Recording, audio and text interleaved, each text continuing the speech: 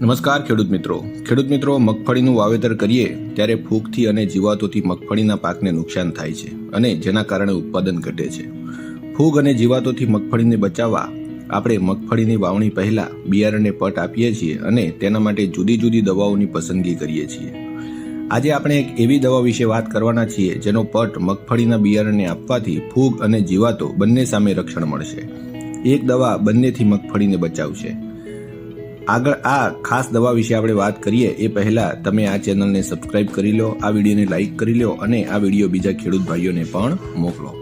ખેડૂત મિત્રો, આપણે જે દવાની વાત કરવાના છીએ તેનું નામ છે ઇમિડાક્લોપ્રિડ 18.50% પ્લસ હેક્ઝાકોનાઝોલ 1.50% FS.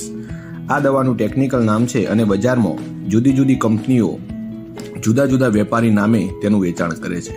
મગફળીના બિયારણને આ દવાનો પટ આપવાથી જીવાતોમાં ઉધઈ, થ્રિપ્સ, તડતડિયા અને મુંડા તથા ફૂગથી થતા રોગો જેવા કે ઉગસુક, થડનો કોહવારો, ટીક્કા અને ઘેરું થી મગફળીને રક્ષણ મળશે.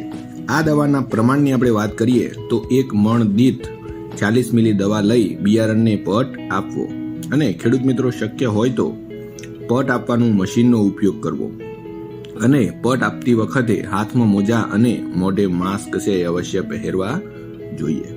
ખેડૂત મિત્રો, આવી ઉપયોગી ખેતીલક્ષી માહિતી માટે ચેનલને સબસ્ક્રાઇબ કરી લેજો અને મગફળી વિશે કોઈ પ્રશ્ન હોય તો કોમેન્ટ બોક્સમાં અવશ્ય જણાવશો.